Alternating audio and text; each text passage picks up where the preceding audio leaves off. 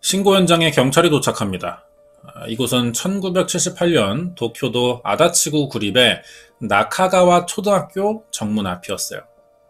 학교엔 교감 선생님과 몇 명의 교직원 그리고 경비원이 있었습니다. 경찰을 보고 반기는 표정은 아니었어요. 다들 난감하다는 태도였는데 경찰이 무슨 일인지 물어봤죠. 그러자 29살의 이시가와 치카코라는 교사가 8월 14일 오전에 출근한 이후 무단 결근 중이며 연락이 되지 않는다고 이야기하는 겁니다. 이상한 건 퇴근하고 다음 날부터 연락되지 않는 게 아니라 8월 14일 오전에 출근하고 어느 순간 갑자기 사라졌다는 거예요. 학교는 여름방학이라 조용했고 교감과 몇 명의 교직원, 경비원만 출근하고 있었죠. 그럼 사건 당시 건물 안엔 사람이 많지 않았다는 겁니다. 현장인 학교는 유동인구가 없는 한정적인 공간이에요. 거기에 방학이라 제한된 소수의 인원이 같은 장소에 오랫동안 남아있으면 무슨 일이 생길 경우 오히려 작은 소리도 더 잘 들리기 때문에 목격자가 생기기 좋은 환경이라고 생각되거든요. 하지만 어느 누구도 8월 14일 학교를 나가는 치카코를 본 사람이 없다는 겁니다. 다음 날은 월급을 받는 날이에요. 그래서 무단으로 그만두지는 않을 거예요. 경찰은 처음에 이 사건을 강력 범죄라고 생각하진 않고요. 실종자가 알 수 없는 개인적인 심경 변화로 갑자기 어딘가 떠났을지도 모른다는 생각을 했습니다. 단순 가출에 가깝다고 본 건데 치카코는 사라지기 한 달 전 교직원 조합에서 주최하는 유럽 연수를 갔다가 8월 12일에 귀국했거든요. 집에 돌아온 지 2일 만에 사라졌다는 점에서 가출이라고 보긴 힘들어요. 결정적으로 치카코가 스스로 잠적했다는 정황은 어디서도 보이지 않았습니다. 전부터 미리 준비하지 않았다면 돌아온 지 2일 만에 잠적하기는 시간이 촉박했을 거예요. 하지만 그런 준비를 한 흔적도 보이지 않았습니다. 치카코 고향에 연락해보니 가족은 실종 사실을 전혀 모르고 있었어요. 사건은 1978년에 일어났습니다. 추적이 가능한 통신기기가 보급되기 전이라 실종자 주위에서 단서를 찾지 못하면 사건 해결은 너무 어려웠을 때죠.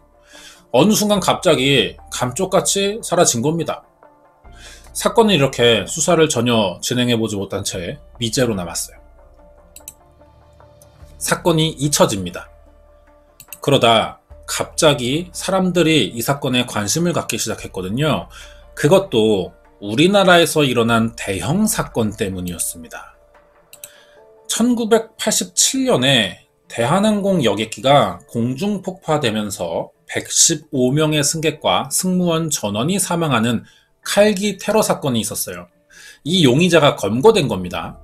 범인은 하치야 마유미와 아버지였어요. 두 명의 일본인이 저지른 사건인데 갑자기 일본은 왜 우리나라 항공기를 테러했냐는 거죠. 이 사건은 한일 관계에 큰 파장을 불러오는 국제적인 문제였습니다. 일본은 빠르게 용의자들을 소환해 조사에 들어가려고 했죠. 용의자를 검거할 당시 아버지는 스스로 목숨을 끊었습니다. 딸인 하치야 마유미도 입속에 청산가리 캡슐을 넣었어요. 깨물고 삼키려고 하는데 그때 붙잡힙니다. 사람들은 여기서 의문이 든 거예요. 이런 자살 방식을 어디선가 자주 봤었거든요. 그리고 용의자를 신문하는 과정에서 여권 위조 사실과 진짜 신원을 알아냅니다. 범인인 하치야 마유미의 원래 이름은 김현희로 북한 사람이었어요. 일본으로 위조된 여권을 가지고 대한항공 여객기에 타서 테러를 저지른 거죠. 청산가리 캡슐을 이용해 목숨을 끊는 방법은 북한에서 넘어온 무장 공비나 간첩이 주로 임무에 실패할 때 쓰는 방법이었습니다. 김현희가 일본어를 잘해요. 모르고 보면 누구나 일본인으로 생각할 겁니다. 김현희는 리은혜라는 사람에게 일본어를 배웠다고 진술했거든요. 리은혜는 북한에 거주 중인 일본인이었어요. 어떻게 북한에 일본인이 있는 걸까요?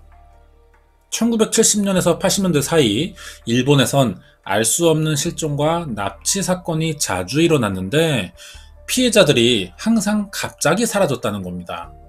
그때는 이게 음모론이나 괴담이라고만 생각했거든요. 하지만 실제로 납북된 일본인들은 존재했어요. 일본이 파악한 납북자들은 12건에 17명이었습니다. 북한은 그중 13명의 납치를 인정하고 5명을 돌려 보내줬어요. 이 납치된 일본인들 중에 리은해가 있던 겁니다. 강제로 한국식 이름을 주고 북한에서 살게 한 건 사실이었어요. 여기서 중요한 건 북한이 왜 일본인들을 납치했냐는 건데요. 북한은 인정하지 않죠. 하지만 한국으로 북파 공작원이나 특수 임무를 가진 첩보원들을 보낼 때 일본인으로 위장하기 위한 목적이었다고 보이거든요. 이게 기정사실화 되어 있습니다. 그러려면 요원들에게 일본어를 가르쳐야 하고 이 교육을 담당할 일본인이 필요했을 거예요. 김현희도 이렇게 리은해라는 일본인에게 현지인에 가까운 일본어 훈련을 받을 수 있었던 겁니다. 김현희는 리은해가 매일 일본을 그리워하면서 눈물을 흘렸고 고국에 돌아가길 바란다는 말을 한 적이 있어요. 둘의 유대관계는 꽤 깊은 것으로 보이죠. 그리고 여기부터 중요한데요.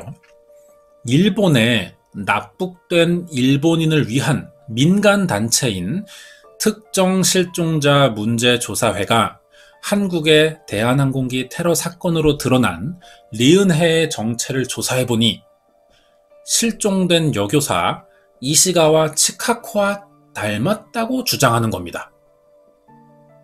하지만 리은해는 2002년 고이즈미 총리가 방북했을 때 사망한 사실이 밝혀졌어요. 1986년에 교통사고로 사망했고 유품은 없으며 묘지는 홍수로 유실돼 어디에 묻혔는지 모른다는 겁니다. 북한이 그동안의 일본인 납북을 감추기 위해 정보를 주지 않는다는 느낌도 들긴 하거든요. 리은해의 유품이나 소지품이 없으니 치카코인지 확인할 방법은 없고 이대로 또 시간이 지나면서 치카코의 실종은 다시 잊혀지게 됩니다. 대한항공 테러 사건이 일어난 지 17년이 지나요. 2004년 8월 21일 일본의 아야세 경찰서로 어느 남성이 들어옵니다. 뭔가 할 이야기가 있다는 거예요. 들어보니까 이게 너무 충격적인 이야기였습니다. 자신이 사람을 죽였고 지금 집에 시신이 매장돼 있다고 했거든요.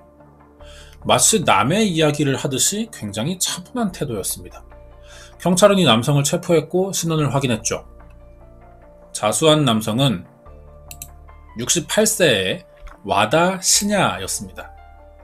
이 사람의 집 거실 바닥을 파보니까 정말 비닐에 쌓인 백골 사체가 나왔거든요. 사체 주변 소지품과 DNA 감정을 통해 피해자의 정체가 드러납니다.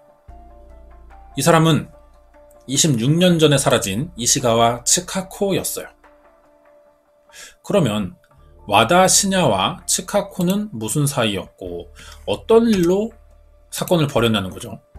사실 와다 시냐는 사건이 일어난 1978년 8월 14일에 치카코를 마지막으로 목격한 학교 경비원이었습니다. 사건 당시 42살이었던 시냐는 학교를 순찰 중이었어요. 학교는 방학이라 아이들이 없었고 일부 교직원만 출근했기 때문에 조용했습니다. 오후 4시 반쯤에 1층 급식실 앞에서 우연히 치카코랑 부딪힐 뻔했다 그래요. 시냐는 치카코에게 뭘 하고 있냐고 물어봤습니다. 그러자 갑자기 치카코가 가방으로 자기 얼굴을 때렸다는 거예요. 바닥에 떨어진 치카코의 가방을 주워주면서 시냐는 이런 생각을 합니다. 자기 도시락에 그동안 수면제를 넣거나 유독가스를 퍼뜨리던 사람이 치카코라는 거죠. 시냐는 그동안 학교 사람들이 자기를 괴롭힌다고 생각하던 중이었습니다. 그런데 학교 교사들이 경비원을 괴롭힐 만한 이유가 뭐가 있겠냐는 거예요. 범인인 시냐의 진술을 다 믿을 수 없기도 하지만 괴롭혔다는 증거도 이제 와서는 확인할 수 없어요. 아마 이 사람은 작은 일에도 민감하게 반응하는 극도의 피해망상과 과대망상이 있는 것 같습니다. 치카코에게 맞은 시냐는 지금 이 사람이 자기에게 또 시비를 걸어서 징계를 내릴 계획이라고 생각했던 것 같아요. 여기에 참을 수 없는 화가 나서 치카코의 목을 졸랐고요. 이렇게 사망했던 겁니다. 범행 동기가 전혀 납득이 되지 않는데요. 조사하면서 그 당시 치카코와 같이 근무하던 교사들 다 만나봤거든요. 아무래도 이 사람에게 문제가 있는 것 같습니다. 와다시냐는 항상 도시락에 수면제를 넣거나 유독가스를 뿌리는 등 끊임없이 교사들이 자기를 괴롭히고 험담한다고 생각했어요. 당연히 교사들을 대하는 태도도 그래서 안 좋았고, 교실 문단속 문제로 자주 말싸움을 하거나 방망이를 든 채 기르는 원숭이를 데리고 순찰을 도는 등 이해할 수 없는 행동들을 보였다고 합니다. 치카코의 가족도 딸이 누군가와 싸울 만한 사람은 아니라고 설명했거든요. 사건에 관련된 사람이 2명밖에 없죠. 용의자인 시냐와 피해자인 치카코지만 피해자는 사망했고, 그날의 이야기를 들어볼 사람은 이 사람밖에 없는데 범인이에요. 범인의 말을 다 신뢰할 수는 없어요. 하지만 정황상 정신에 문제가 있는 건 확실해 보입니다. 범행 후 퇴근할 때까지 치카코의 시신을 자동차에 넣어뒀고 저녁에 퇴근해서 거실 바닥에 숨겼습니다. 그리고 며칠 뒤에 아내가 외출한 사이 4시간 동안 삽으로 거실을 1.4m나 파고 콘크리트를 부어서 여기다가 시신을 묻은 거죠. 그리고 위에다가 코타츠를 만듭니다. 코타츠는 좌식 테이블 밑에 난로를 둬요. 그리고 이불을 위에다가 씌우는 난방 방식인데, 일본은 이게 자기들 고유 문화라고 합니다. 하지만 사실 10세기 초반에 페르시아 상인들이 아시아에 교역을 하러 오면서 전해준 방식이거든요. 이게 아시아에 들어오면서 나라마다 조금씩 다르게 변했어요. 우리나라는 온돌 문화가 있기 때문에 자리 잡지 못했지만 최근에 인기를 끌기 시작했죠. 와다시냐는 이렇게 시신 위에서 수십 년을 살았던 겁니다. 사건을 저지른 초등학교에선 1991년 3월까지 경비원으로 일했어요. 집은 1994년에 도로 확장 개발 사업지로 선정되거든요. 철거 대상이 된 거죠. 나가야 됐어요. 하지만 와다시냐는 나이 든 부부 둘이 사는 집이라 이사를 가기는 너무 늙었다면서 집을 비우지 않으려고 했습니다. 이상하죠? 재개발 선정지면요, 보상금 엄청 받을 거예요. 이사 가면은. 왜 안 가냐는 거죠. 이사를 가는 순간 자기 범행이 드러나니까 필사적으로 반대할 수밖에 없죠. 그러면서 조금씩 자기 집에 개조를 시작했는데 함석으로 집 전체를 둘러버리고요. 그 위에 가시철조망도 설치했습니다. 서치라이트와 방범 카메라도 달았어요. 서치라이트는 영화에서 많이 보던 대형 조명기구입니다. 이런 거 많이 보셨죠? 어두운데 조명 확 비추면 좀비들 튀어나오고 이런 장면이 있을 거죠. 이게 서치라이트예요. 주로 군에서 수색 장비로 쓰이거든요. 와다시냐의 아내가 원래 이 학교에 급식 조리사로 일했어요. 그러다가 1973년에 남편을 경비원 자리에 추천해주면서 일을 시작했던 건데, 그 전까지는 자위대에서 일했었거든요. 그래서 이런 요새화된 집을 구축할 수 있었던 것 같습니다. 특별한 이유가 없으면은 가정집에 서치라이트를 설치하진 않을 거예요. 그만큼 감춰야 할 게 분명한 사람이라는 거죠. 집을 요새화하면서 외부에서는 집 안을 볼 수 없고 내부는 철저히 비밀로 유지될 수 있었습니다.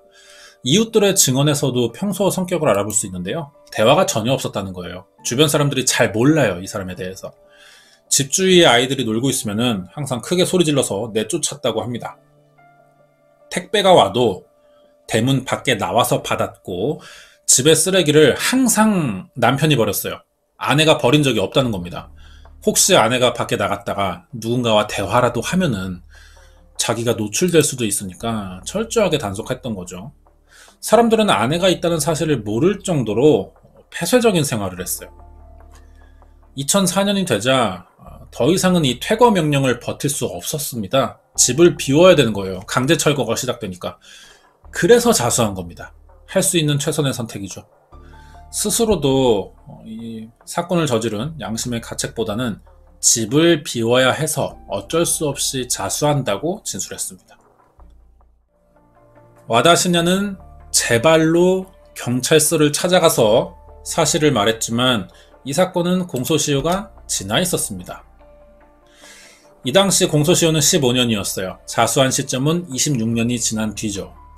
일본은 와다시냐에게 할 수 있는 게 없습니다. 형사소송법상 용의자가 아니라 참고인으로 조사했고요. 치카코의 유해를 DNA 감정 후 가족에게 인도하는 게 경찰이 최대한 할 수 있는 방법이었어요. 유족은 어떻게 해서든 이 사람을 처벌하고 싶었습니다. 이 사건을 아는 모든 사람들이 그랬죠. 형사 고소가 불가능하자 2006년에 민사소송을 진행해 봤거든요. 다행히 2008년 1월에 법원이 와다 시냐의 살인에 대한 책임과 시체 은폐에 대한 책임을 인정하면서 유족에게 4,255만 엔을 지급하라고 판결을 내렸어요. 와다 시냐는 자수한 지 2년 뒤인 2006년에 집을 옮기면서 재개발 보상을 많이 받았거든요. 고급 주택과 자동차를 살 만큼 재산이 있었지만 유가족에게 돈을 지급하라는 판결에 항소합니다. 줄 수 없다는 거예요. 하지만 2009년에 최고재판소는 와다 시냐의 항소를 기각하면서 벌금형이 확정됐습니다. 30년 가까이 가족의 소식을 기다렸는데 부모들한테는 너무 적은 돈이죠. 하지만 이게 사법부가 해줄 수 있는 최대한이었습니다. 사건은 여기까지예요. 준비한 내용 여기까지고요. 뒤에 관련된 이야기 더 알아보도록 하겠습니다. 이 사건은 1978년 일본에서 일어난 이시가와 치카고의 실종사건 파일이었습니다. 네, 관련된 이야기 하겠습니다. 리은해 이야기인데요. 본명은 다구치 야에코라는 일본 여성으로 추정되고 있습니다. 아직 이 사람이 누군지 제대로 밝혀지지 않았어요. 북한에서 정보를 공개하지도 않지만 공개해도 거짓 정보가 많아서 믿을 수가 없거든요. 다구치 야에코라는 것은 1991년쯤 확인이 된 정보인데 그것도 김현희가 다구치 야에코의 사진을 보고 리은해와 닮았다고 증언했기 때문입니다. 그래서 일본은 리은해가 정말 다구치 야에코이며 1986년에 사망이 확실한지 궁금해하는 사람들이 아직 많아요. 2000년까지 살았다거나 지금도 살아있다는 말이 나오고 있습니다. 김현희의 말을 전적으로 믿어야 되는지 좀 생각해 봐야겠죠. 그러면 김현희 이야기도 좀 알아봐야 됩니다. 이 사람이 저지른 사건의 정식 이름은 대한항공 858편 폭파 사건이라고 합니다. 보통 칼기 테러라고 불러요. 사건이 워낙 심각했고 자세하게 알려지면서 기회가 되면 따로 김현희 편만 다뤄볼 건데요. 해외에 유명 연쇄살인범 중에 잘생겼으면은 팬클럽이 있다는 이야기는 제가 예전에 연쇄살인범 시리즈 다루면서 자주 소개했던 내용입니다. 강한 남성에게 좀 의지하고 싶은 여성의 심리가 반영된 사회적 현상이라고 분석되고 있는데요. 이게 우리나라에서 일어날 줄 몰랐어요. 김현희가 이 사람이 연예인처럼 이쁘게 생겼거든요. 그래서 이 남성들을 중심으로 김현희 좀 용서해주는 게 어떠냐 이런 여론이 생긴 적이 있다는 거죠. 범인이 이쁘니까 관심이 가고 보호해주고 싶은 남성의 심리가 사회적인 분위기를 만들지 않았나 이렇게 생각해 볼 수 있습니다. 자, 그리고 치카코예요. 사건 당시 정황이 용의자의 진술뿐이라 부정확한 상태로 남아있죠. 이 사람의 이상한 피해의식을 봐서는 그날 시냐와 치카코는 부딪힐 뻔한 게 아니라 실제로 부딪혔을 가능성도 있습니다. 이렇게 가정해보면 치카코와 부딪히면서 가방이 시냐의 얼굴에 닿았을 것 같아요. 그리고 넘어지면서 치카코가 소리를 낸 거죠. 이 상황을 치카코가 가방으로 자신의 얼굴을 때리며 소리를 질렀다고 생각하는 건 아닐지 생각돼요. 이런 가능성도 있어요. 왜냐면 피해 망상에 걸렸기 때문에 진술을 다 신뢰할 수는 없거든요. 일반인이 봤을 때는 단순히 서로 부딪혀서 넘어지고 약간의 비명이 난 겁니다. 하지만 시냐는 치카코가 자기를 괴롭힐 구실을 만들기 위해 일부러 부딪히면서 얼굴을 때렸다고 믿고 있는 것 같기도 해요. 만약 실제로 부딪혀서 사건이 일어난 거면은 치카코는 정말 억울하게 사망한 겁니다. 특이한 부분 중 하나는 거실을 1.4m나 파서 시신을 묻었다는 건데요. 이게 일본식 주택이라서 가능한 겁니다. 일본 집은 유카담보라고 해서요. 우리나라처럼 온돌 시스템이 없어요. 그러니까 집안을 단단히 할 필요가 없습니다. 집을 지을 때. 그래서 혼자 바닥을 파낼 수 있었던 것 같기도 해요. 그리고 아내는 이 사실을 모른 채 26년을 같이 살았습니다. 사건이 일어나자 지방 공무원 재해 보상기금 도쿄 지부와 사건이 일어난 초등학교에서 유족에게 보상금 지급했고요. 츠카코를 찾고 싶었던 사람은 부모죠, 아무래도. 아버지가 1982년에 딸이 실종되자 충격으로 위암에 걸려서 사망해요. 그리고 어머니 혼자서 평생 딸을 찾다가 2004년에 유고를 찾았습니다. 그리고 와다 시냐를 고소한 건데 판결이 나오기 전에 노환으로 사망했어요. 여기까지입니다.